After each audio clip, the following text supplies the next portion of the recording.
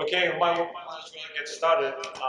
This is the part of the series of training modules of how to do things. And we're pleased today to have Dr. Walker to tell us, give us an introduction about basic flow cytometry methods. And this lecture is based on a relatively inexpensive piece of equipment, the Accuri system, that could be potentially purchased by smaller units, laboratories, or campuses and set up as a core facility, as we have it here as part of our molecular biotechnology lab, Gene Lab. Jason is a card-carrying immunologist and virologist, completed his undergraduate degree here at LSU and his PhD in immunology and virology at Yale.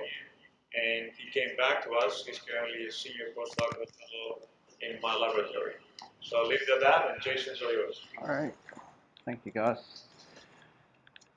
Well, as Gus mentioned, our lab is recently, our Gene Lab has recently acquired Accuri C6 flow cytometer. This is, the Accuri company has taken a new approach to developing flow cytometers. And this one is surprisingly user-friendly, inexpensive, and really opens up flow cytometry for everyday use. And what I'd like to present today is a very basic introduction to flow cytometry, the techniques that are involved, a little less focus on the theory behind it and more on the application. I'll walk you through some basic flow cytometry experiments, 1, 2, and 3 color staining, and then talk about the benefits of this new piece of equipment, the strengths, and hopefully you can walk away from this and have some inclination to try flow cytometry. Now, what is flow cytometry? Cytometry, in a word, is measuring cells.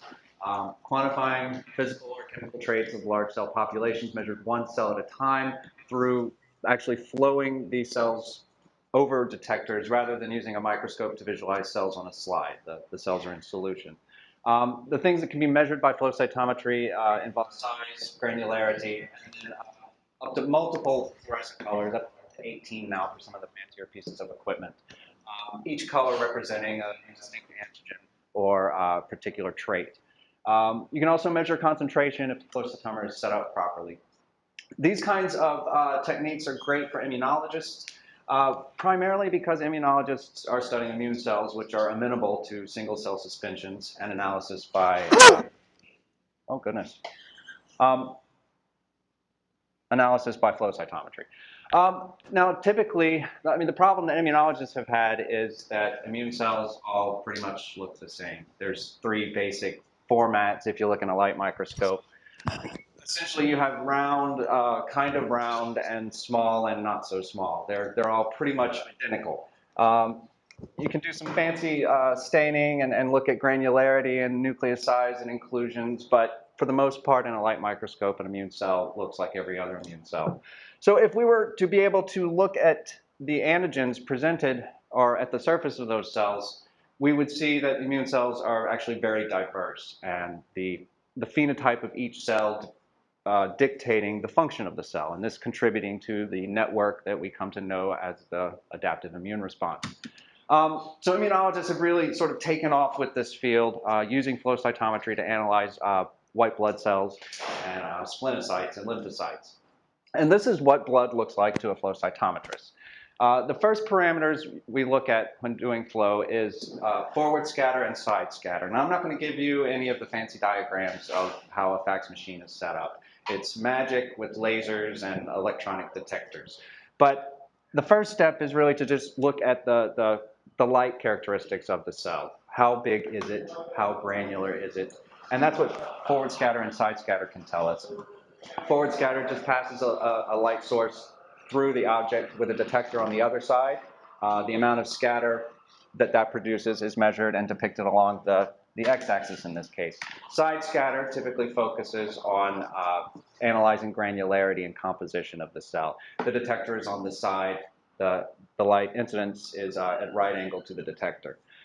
So just by doing this, you can see that white blood cells and blood cells in general fall out into distinct populations based upon their size and their granularity.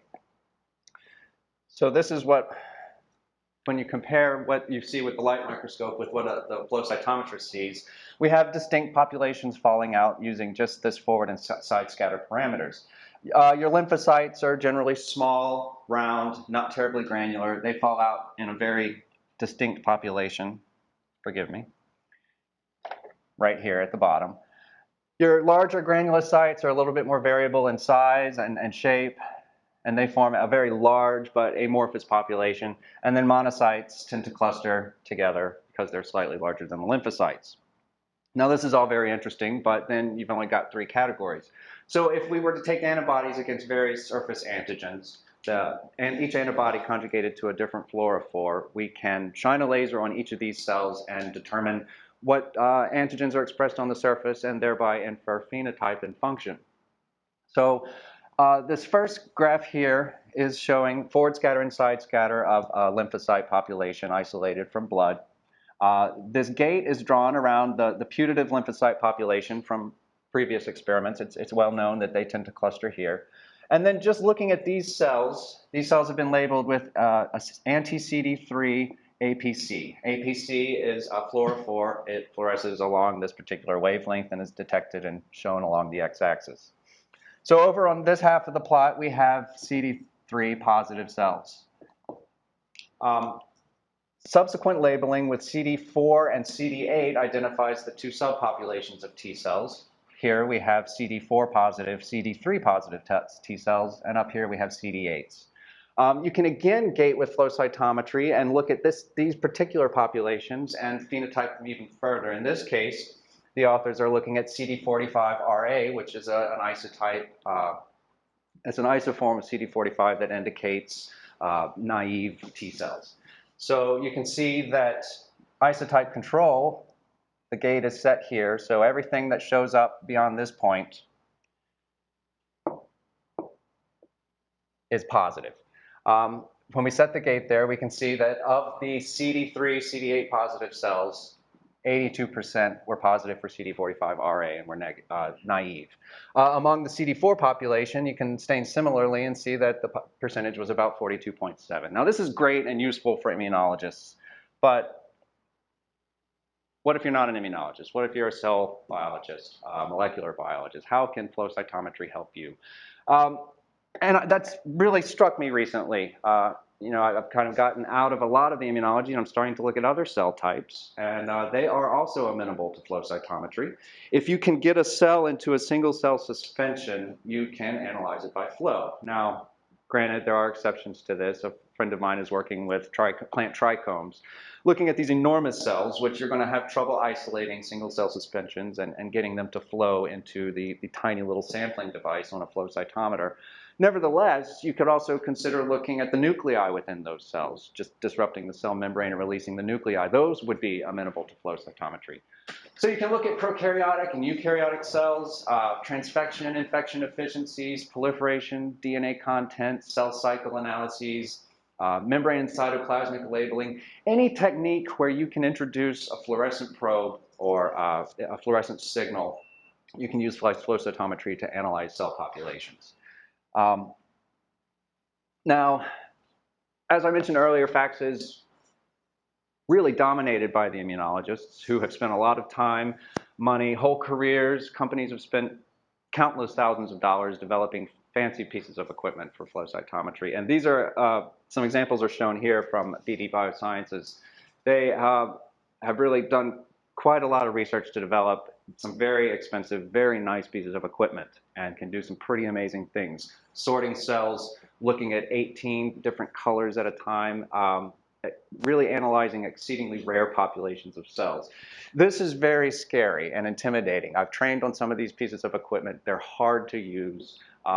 They require a lot of effort. However, flow cytometry doesn't have to be this difficult. Basic flow cytometry, analyzing GFP expression in cell populations, getting an idea of phenotype. Tissue culture cells will work well for this. You can also isolate cells from primary sources, from animals. Will require a little bit of digestion to get a single cell suspension, and some tissues are going to work better than others. But flow cytometry doesn't have to be just for the immunologist or those studying white blood cells. So today I kind of want to walk you through some basic steps. and introduce the Accuri C6, this pretty little girl right here. Tiny instrument. The one we have is fitted inside a BL biosafety cabinet in a BSL-2 facility, so we can work with infectious samples. Relatively inexpensive. I think the base model was, what was it, 40,000, Mark? $40,000 with the robotic sampling arm, which will allow you to look at 96 well plates, as well as other formats. You add a few $1,000, but overall, we've been very, very happy with this piece of equipment. Very easy to use. So just to start off, I wanted to take you through the simplest approach to flow cytometry, and that would be analyzing GFP expression in cultured tissue cells. GFP is a protein. It's expressed. You don't have to use any antibodies. It glows green when excited with a laser. Fixation of these cells will actually quench some of the GFP signal, so you're encouraged to use live cells. Flow cytometry will reveal the number of positive cells and the relative intensity of each of those cells. So the first step is to basically plan and prepare the experiment and make sure you have all the proper controls. You need negative and positive, so obviously you can decide which populations are positive. Warm up and start up for the C6 is very quick, not a lot of training required, very basic startup procedure. It uses water as a sheath fluid, deionized water, so you don't have to spend a lot of money on reagents. Very user-friendly. 10 minutes, you're up and running. Typically what I'll do with a GFP experiment is confirm the GFP expression by fluorescent microscopy just prior to the trypsinization and moving on to the next step for flow. Typically I'm working with adherent cells. They are relatively easy to get off the plastic with a light trypsinization. Trypsinization will cleave off surface proteins and could potentially decrease your signal for the particular antigen you're interested in. In the case of GFP, internally expressed, not going to be a big issue, so trypsinization is not a problem. Simply produce a single cell suspension and resuspend them in PBS with a little FBS, place the sample in the machine, and press go. Now, the basic setup of this machine is a little different from normal faxes. Our flow cytometers. A lot of the BD flow cytometers will pressurize the sample in order to move the cells one by one into this sample injection arm port, which is this needle-like structure here. The Accuri flow cytometer uses peristaltic fluidics to volumetrically move water or pull a vacuum within the SIP arm itself. So there's no need to pressurize the sample. This gives you a lot of flexibility with the sample containers you can use. You can see this person here is using a microcentrifuge tube and adding a stimulant at the same time that the fax is occurring. This is something that is not easy to do with standard pressurized flow cytometers. The one we bought has this sampling arm, which is robotically controlled by the software. You set up your samples in plates or various racks and program those samples into the cytometer, and it measures them quite independently. So you can leave this piece of equipment and go do something else. So I've trypsinized my GFP cells. So these were viro cells infected with herpes virions, or herpes simplex virus 1 expressing GFP. So our HSV infected cells will glow green. When we approach the machine, we get a window that looks much like this, and I'm sorry for the poor quality here. These are just screen captures from the software.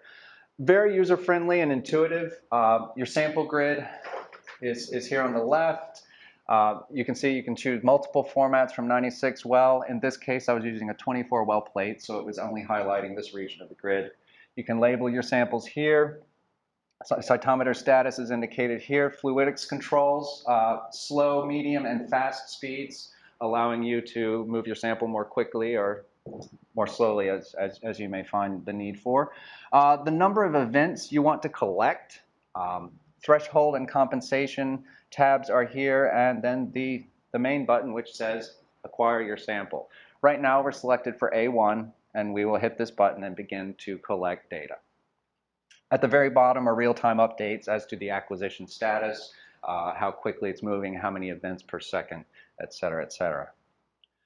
So we have these GFP expressing viro cells in solution. I put them on the machine. It begins to suck up the cells one by one and analyzes them by forward and side scatter. Simply by clicking over here, you can pull up, in this case, a dot plot showing forward and side scatter for the A1 sample. All of this can be done on the fly as the machine is acquiring data. Each point is stored digitally and can be manipulated later. One of the real advantages of this software is you can manipulate after the fact. You can collect all your data. You don't have to do any compensation or any adjustments. If you're in a hurry, collect and go. And then I'll come back and analyze later. So over here we have two types of dot plots showing. One is a density dot plot and the other is a traditional dot plot. And we've collected over here 15,000 events. I know you can't read this, I apologize. With a traditional dot plot, forward scatter and side scatter, these are set at a log scale to better allow me to distinguish my cells. That's just a matter of preference. Some people will use a linear scale and they'll have larger populations that they'll have to gate on. But you can see the dot plot really kind of obscures where most of my cells are hanging out, which is in this little region right here. So the density plot allows me to focus in on a discrete population. I want the viro cells that are all roughly the same size. They haven't been damaged by the trypsinization process or by the prep work involved in approaching this point. Another nice feature of the Accuri software is the ability to zoom in on these populations. Live during acquisition or even after acquisition. Here is forward scatter and side scatter shown on a linear scale. I'm not sure what kind of cells these are. I apologize. I lifted this off the Accuri website. But they are, oh well, they're lymphocytes obviously. So they're interested in this population of cells. It's a little hard to get to. So you just draw a box around it. It zooms into that region. And then you can zoom in again. It's a nice little intuitive zoom tool. So now that they've identified this is the population of lymphocytes that they want to study, they can now gate specifically for these cells. And you see when you zoom out just how much zoom in capacity this has. You can go really tiny and focus on a very discrete population. So here is a zoom in of this region of a density plot. And now I've decided that these are the cells that I want to investigate and ask whether or not they're GFP positive. Now, circling this and gating this, the red line here allows me to open up a histogram showing just these cells. So only the cells that are within these parameters of the forward and side scatter will be shown in these subsequent plots. And this is FL1, which is the fluorescent channel that GFP will be measured.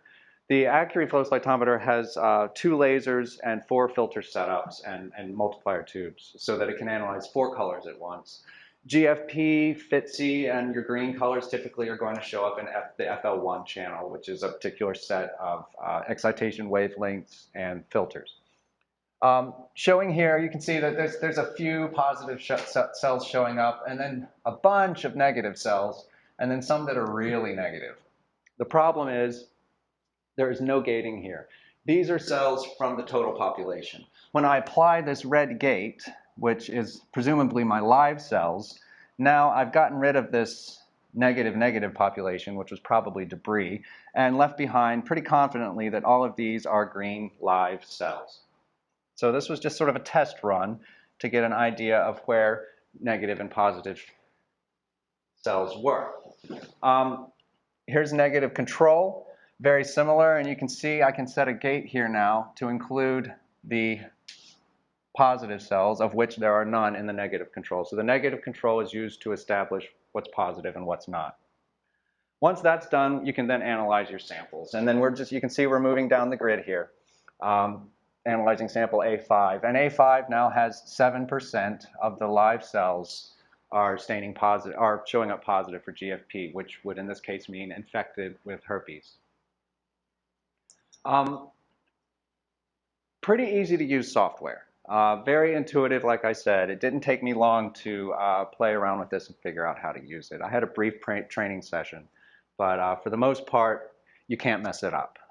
If you do need to make an adjustment to the data that is going to permanently affected, a little window pops up and asks you, do you want to make this change? Otherwise, the data remain exactly as they're acquired and can be adjusted at any time. I can't tell you how nice that is. Now, not always will you have a strong population of positive cells. When you run a sample with a control and you see just mild overlap, if anything, these guys have the same distribution, but they have different means and medians. So it would be difficult to draw a gate between these two populations and say that this percentage is positive, but you can compare the two populations, and a useful way of doing this in this case would be to look at the mean fluorescent intensity of each population or the median fluorescent intensity. And you can see that despite having similar distributions, they are both very different populations. Now, this is not something I claim to know a lot about. I haven't worked with bacteria and flow cytometry at all, but the literature does point to the ability of the Accuri C6 to analyze eukaryotic cells. And these are E. coli, transfected or not, with a GFP plasmid and then mixed together. And you can see that gating on this population of cells, we're getting a clear GFP positive signal from the positive cells. So it is possible to do non-eukaryotes, the prokaryotes, I should say. Now, immuno-staining is sort of the next step. We've talked about GFP expression. You can also look at YFP, mCherry. There's a number of fluorescent proteins which can be analyzed by FACS. But probably for the most part, faxing in the lab involves using antibodies conjugated to fluorophore, which then recognize a particular epitope or antigen on a cell surface. That's the simplest, easiest approach, and that's what I'm going to talk about now. When you're undertaking an experiment like this, you want to consider the cell source. What species of animal is it coming from? How difficult is it going to be to get a single cell suspension? Tissue culture cells, immune cells, splenocytes, and lymphocytes all go into single cell suspension readily. There are some populations of cells, even in tissue culture, that you cannot get off the plastic without rigorous trypsinization. This may obscure surface epitopes, but will certainly allow you to look at internal antigens if possible. But you can also consider taking alternative approaches to trypsin. There are gentler cell stripper reagents available. Sometimes just EDTA alone and a little patience will allow you to get cells off of plastic.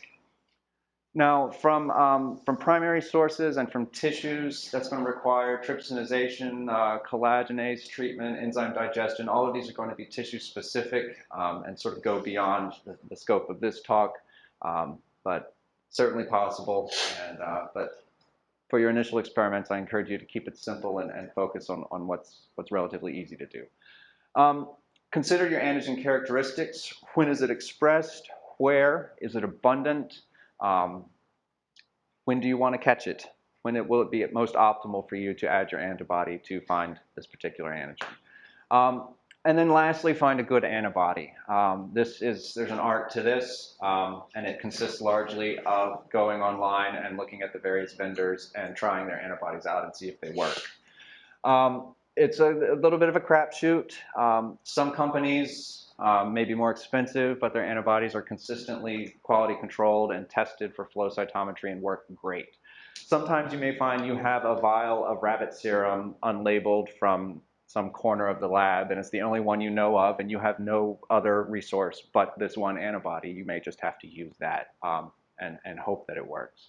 There are tricks you can do to titrate in antibody concentrations for optimal binding, but for the most part, simple, straightforward labeling of cell surfaces with conjugated antibodies, it's relatively simple. And then lastly, it's very important to identify your controls. I can't tell you how many times I've gone to the fax machine, realized I've forgotten a control, and the data become essentially meaningless. Very unfortunate. So plan ahead and think about the controls that you want to include. Antibody sources, again, there's a variety of distributors. This is just a sampling here. Some of my favorites are BD, Abcam. They seem to be producing high quality antibodies. Might be a little more expensive, but they work. Fluorescent conjugates, direct direct visualization with a fluorescently conjugated antibody is more simple and easy to work with than secondary antibody usage, but they are both, I'll cover both today. Wide variety of fluorophores are available. All that research that the immunologists have been putting into this, getting 18 different colors possible. BD Biosciences, Molecular Probes, and Vitrogen, they've all done a good job of expanding the repertoire of fluorophores available. Different brightnesses, different intensities, different excitation and emission wavelengths. Every day it's getting a little easier to find what you need. Frequently used antibodies often come pre-tested and are ready to go. If you order antibodies from BD for FACS analysis, you can pretty much depend that you're going to be using 5 microliters and 100 microliter sample volume for 15 to 20 minutes. And that's pretty much all you need to label the cells. The isotypes that the companies will send out are often not quite as well titered. You may find that your isotype controls are staying a little bit too brightly. You may need to reduce, go smaller than 5 microliters, but that's on a case-by-case basis. Now, the controls I talked about that were so important. Negative controls let you know what's positive and what is not. Without them, you're sort of guessing. If you have a biphasic population, in the case of the HSV infection we saw earlier, some cells were infected, some were not. It was quite clear which cells were positive and which ones were negative. If, however, you're looking at 100% positivity or negativity or an unknown, it's difficult to depend on having this. What you can do is mix together samples of positive and negative cells, and that puts within the same tube the control for positive and negative. Additional negative controls are isotype antibody staining, and this is a control for nonspecific isotype binding to your cells. Some cells are stickier than others and will pick up antibody nonspecifically. So it's important to include the isotype. You don't always have to include the isotype. Historical controls for isotype often work. If you have a standardized protocol, you can forego doing this if you've established that the isotype and the antibody are behaving appropriately. However, having a known negative cell population is ideal, staining with the antibody and showing that the antibody does not recognize it. Also, and it's not always possible to have all of these controls. Sometimes you have to make do with what you have. But if you have a known positive, that's another excellent way to sort of bracket your data and say these cells are indeed positive. Single color staining for tissue culture, 12 to 24 well format usually yields a good number of cells. Staining for flow cytometry, for basic flow, is very straightforward, lots of flexibility. You can get your timing off, you can get your concentration off slightly, and the end results will be largely the same. So between experiment variation is somewhat low, considering. So typically 12 to 24 well format will give you plenty of cells per well. You can even take these and divide them up and treat them with different antibodies and still have plenty of cells to work with. I will use between 100,000 and 1 million cells for a staining procedure.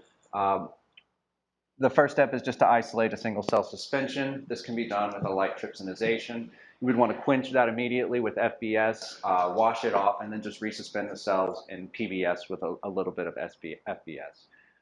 To this, then, you simply add 5 microliters of your antibody, let it sit in the dark or cold for 15, 20 minutes, wash it off once, and you're ready to submit your sample to the machine.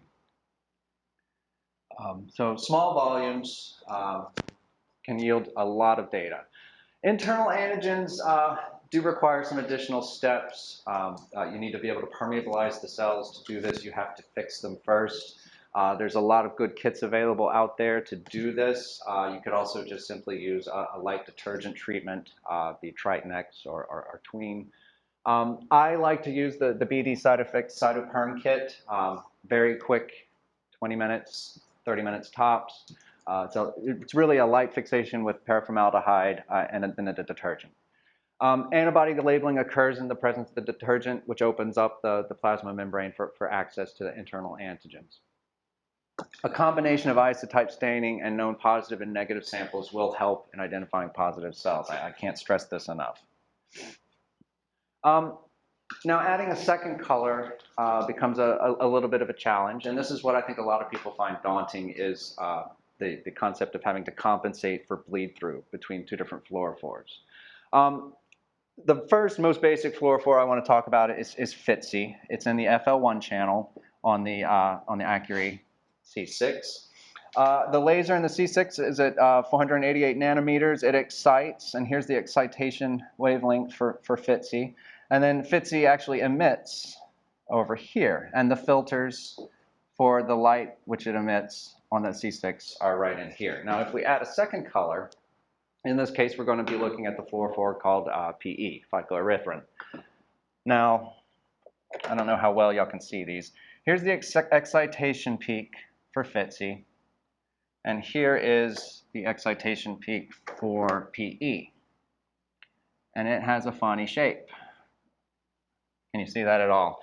The concept I'm trying to show you here, let me get these straight, is that when you have both of these fluorophores present on the surface of a cell, one, in this case, FITC, is emitting in the same region that excites PE. So you're going to get some signal from FITC exciting your PE fluorophore, and then furthermore, FITC emits in the same channel as the PE signal. Essentially, you have to worry about crossover of these two signals. Now, you can find combinations of fluorophores that have very little crossover. In this case, we're comparing FITC and APC. APC excitation wavelength is way out here. Not much overlap. FITC is not going to be bleeding through into the APC channel. There may be some cross-excitation, but for the most part, you're not going to have to do a whole lot of compensation between these two fluorophores. These are a list of the fluorophores that have been tested on the Accuri C6. You can see that there's 4 fluorescent channels that are used. 3 are excited with a 488 laser, 1 with a 640 in the far red regions. There are interchangeable filters and optional filters available, but the standard set is pretty useful and rivals that seen with the BD fax caliber. Now, when you're doing multicolor fax and flow cytometry, again, the staining controls become very important. Multicolor controls are essential to establish how much signal is bleeding through from one fluor to another. So you need to stain your sample with one fluorophore or the other, so that you have positive cells with no secondary signal from those positive cells to determine the baseline bleed through, and I'll show you that shortly. Secondary conjugates, as opposed to using direct detection methods, require some extra steps and additional controls. There's a very nice protocol at ABCAM, which I've provided the link here if you're interested. Did I skip a slide? No. Okay. So, trouble with troubleshooting these staining procedures. Typically, you'll see either no staining or your background is too high. Background can be adjusted and compensated for by using a blocking agent, increasing the FBS or BSA present. Kits are available that simplify the internal labeling. Also consider titrating in your antibody. The concentrations recommended by the manufacturer may be slightly off for your needs. Lastly, you might consider talking to the antibody vendor themselves. Sometimes they can be very helpful in troubleshooting antibody staining. Now, here's an example of two-color staining, fax analysis, or flow cytometry analysis. These are splenocytes. They were stained with one FL1 and one FL2 surface antigens. What those antigens are is not terribly important right now, but you can see, when you start off, you look at the forward and side scatter, and we choose the population we're interested in. Now, if we look at FITC channel, the FL1 channel, the red is the isotype control, and the black is my sample. You can see we've got quite a number of positive cells for FL1. If we look in the PE channel, FL2, you can see there's some positive cells as well. And when we put those on a dot plot like this, it looks like there's 67% of these cells were double positives. This is wrong. This does not take into consideration the bleed through.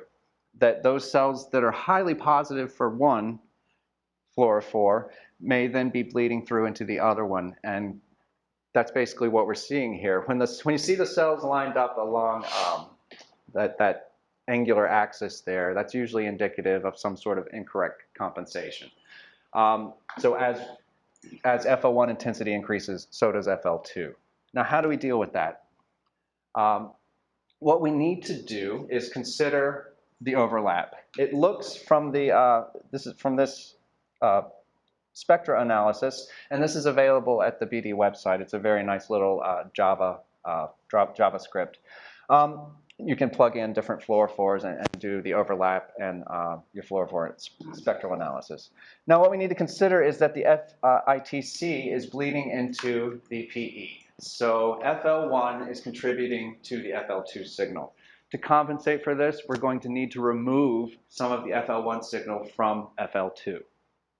And the software allows you to do that quite well. Compensating by subtracting FL1 from FL2. To do this, you'll need positively stained FL1 cells, either left unlabeled for FL2 or labeled with the isotype control. I prefer the isotype control myself. Okay. So now actually doing the compensation. This is the uncompensated data we saw earlier. The little compensation window in the software pops up and allows you to correct FL2 by subtracting a percentage of, and in this case we will choose FL1. And you can see that it's set up for 4 different colors. You can subtract each channel from the other one and do the compensations that are necessary.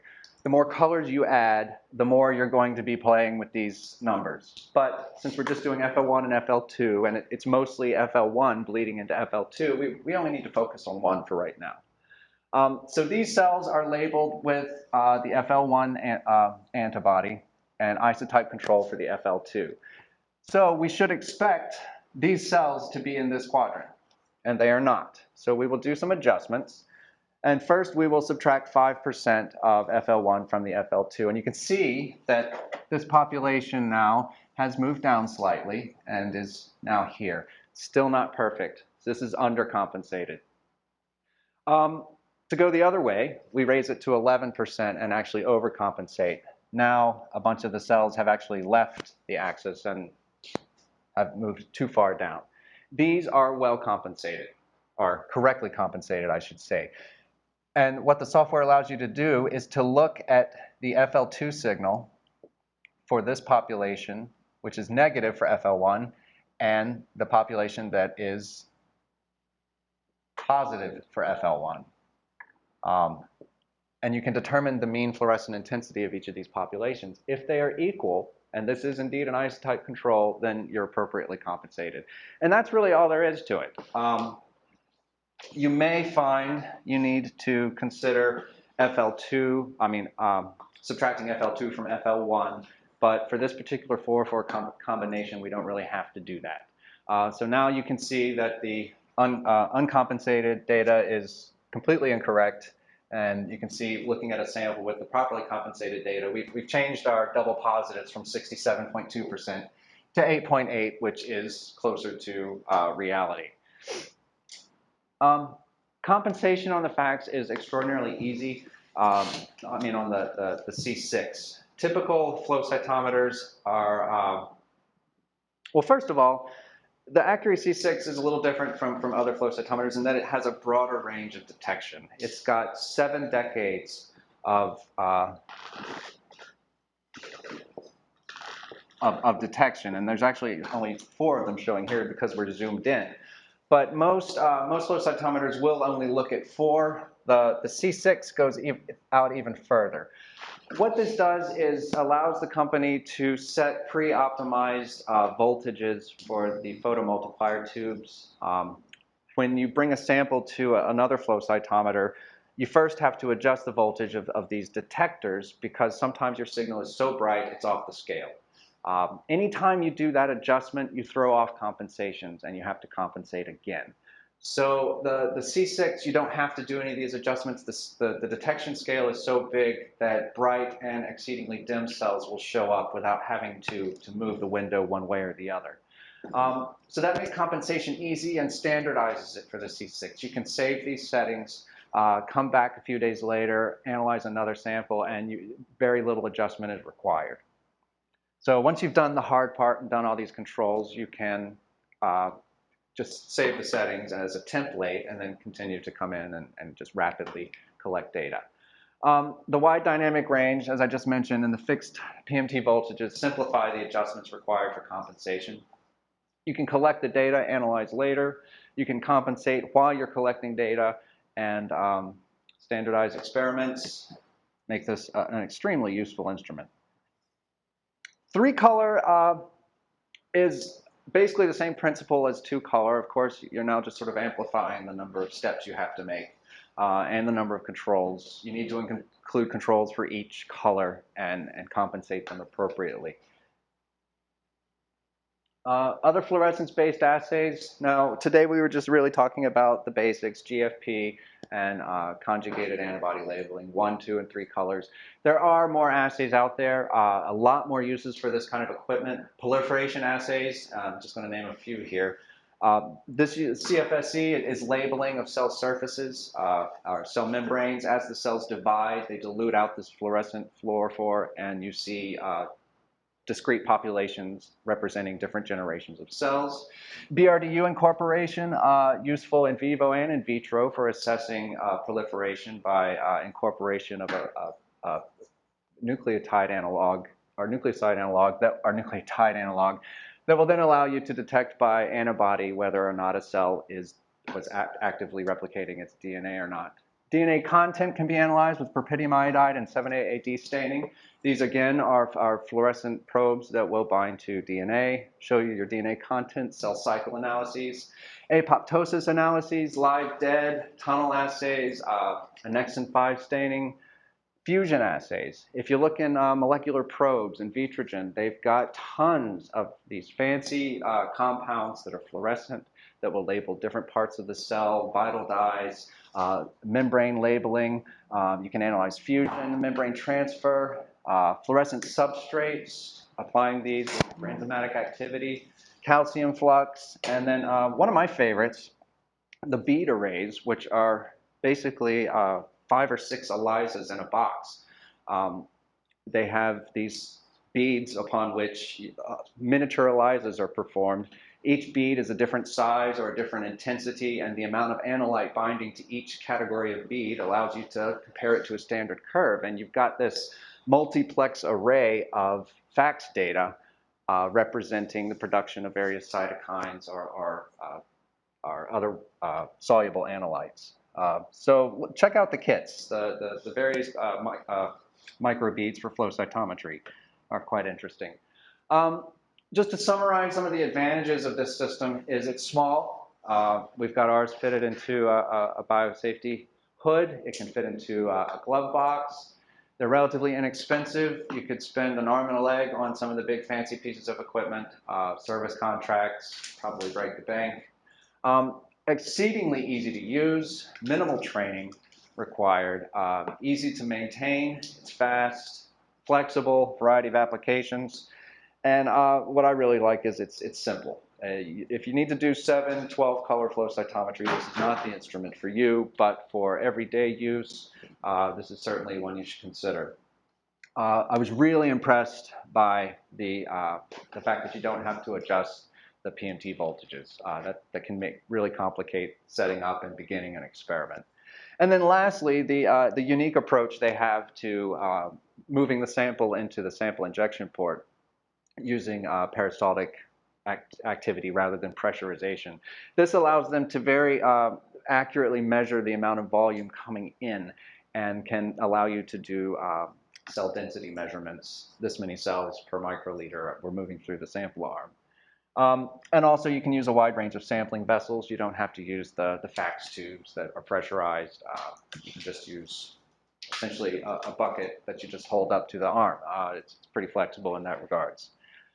Some useful links to help you out. The online spectra analyzer, extremely useful for picking out what fluorophores you'd like to do at combinations. BD also has some enormous resources for FACS staining, flow cytometry, compensation, control selection. If you're interested in the Accuri cytometers, their website is here. And then GeneLab, of course, where we have an Accuri C6 if you'd like to come see it. If you'd like to schedule some time on it, these links will take you to the appropriate place. I'd be happy to talk to you about it. Thank you. My acknowledgements, of course. David Hocking is the representative we've been working with at Accuri, and he was very helpful in supplying some information about this presentation. I encourage you to contact him if you have any questions about the equipment or Accuri in general. COBRA and the INBRI grants for providing this equipment, LBRN. Thank you, everyone. I'd be happy to answer any questions you may have.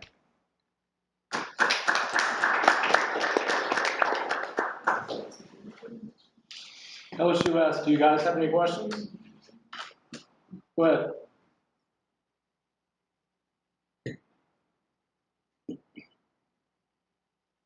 I didn't get that. I think you need to turn your audio on. We can't hear you.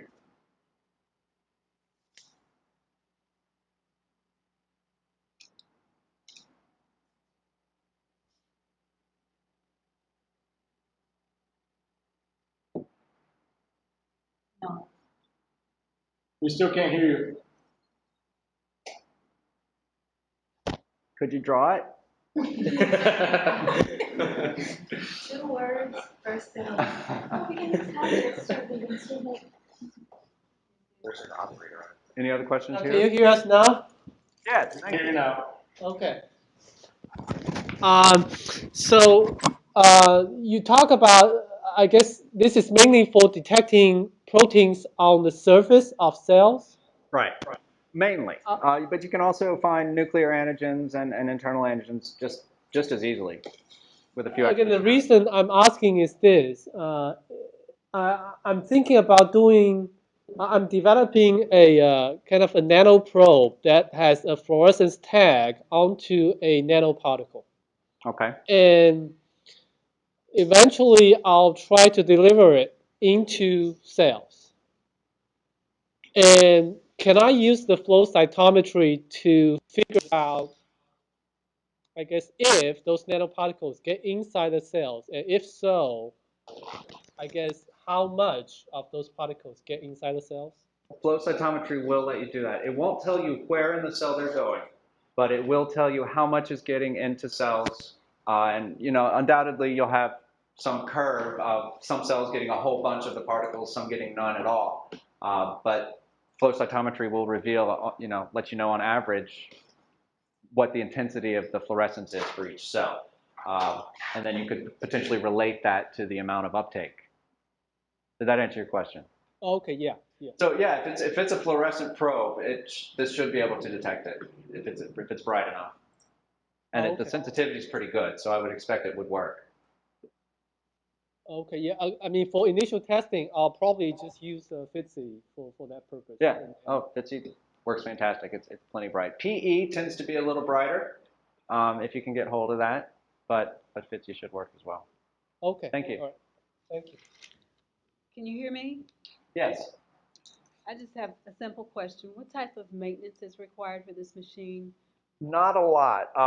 Every few months, you need to replace some of the tubing in the pump and replace some filters. But it's pretty easy to do. 15 minutes of work every couple of months. The shutdown and startup processes are automated. They take a few minutes. Very straightforward.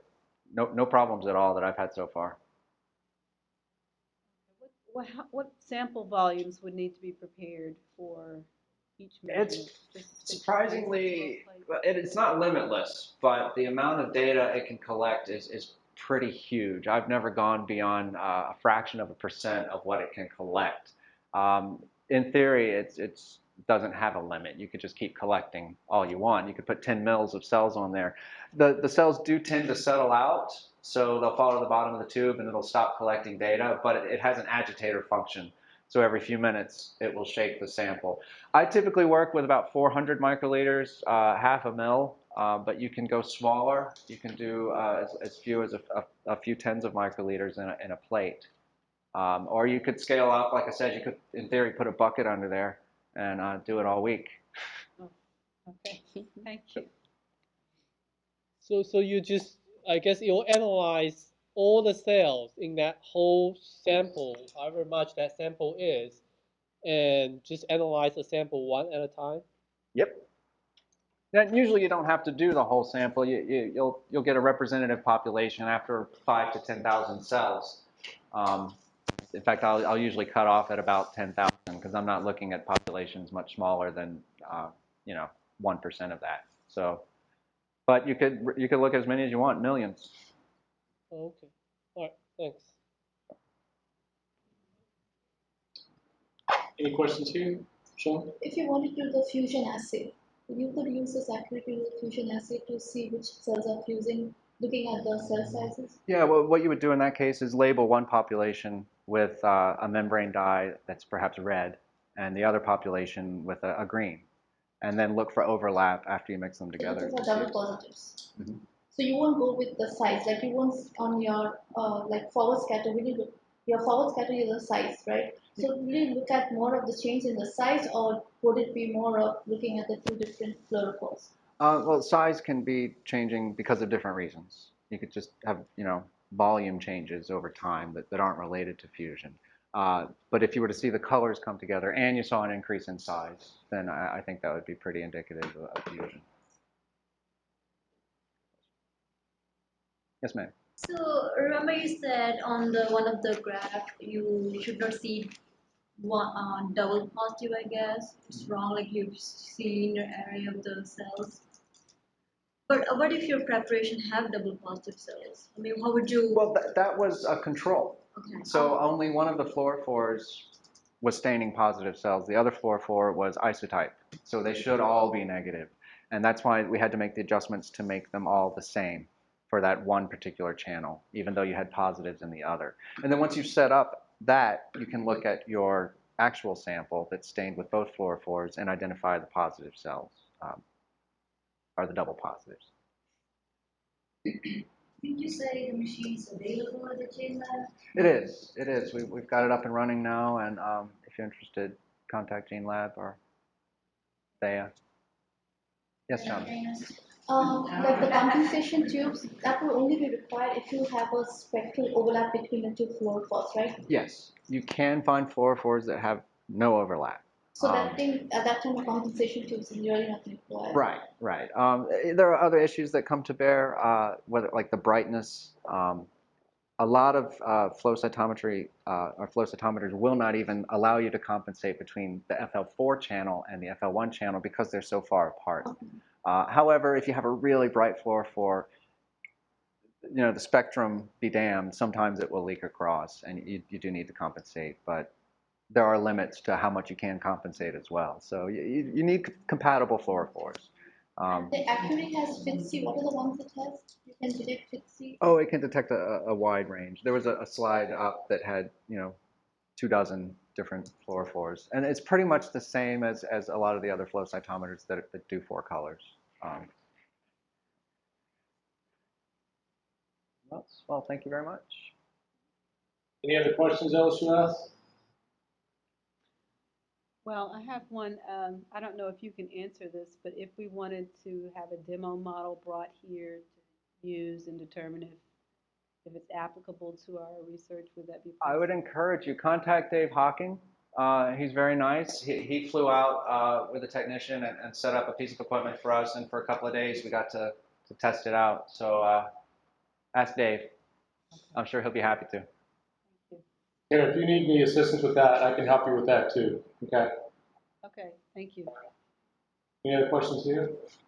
Do you have a charge per hour? Or Yeah, we separate. It's cheaper than the normal fax charges. But yeah, in order to recuperate the service contracts, and I don't remember what it is. I think it's like a usage fee. $15 flat fee, and then Right. like 50 flat? And 15 flat. 15 flat and And then I have to 15 an look at it. hour. I don't remember. Since we just recently got it set up and running, we actually haven't had use on it. So we'll have to reestablish. But are the rates on the website? I don't remember. They should be if they're not.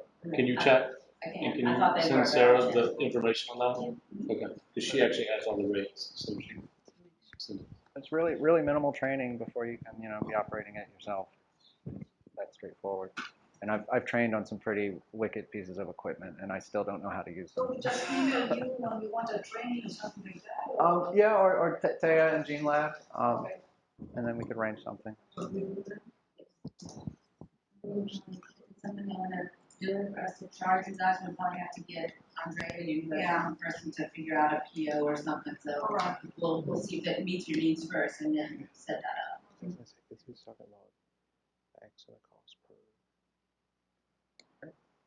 Well, thank you, everyone. Thanks, Enjoy your Jason. weekend.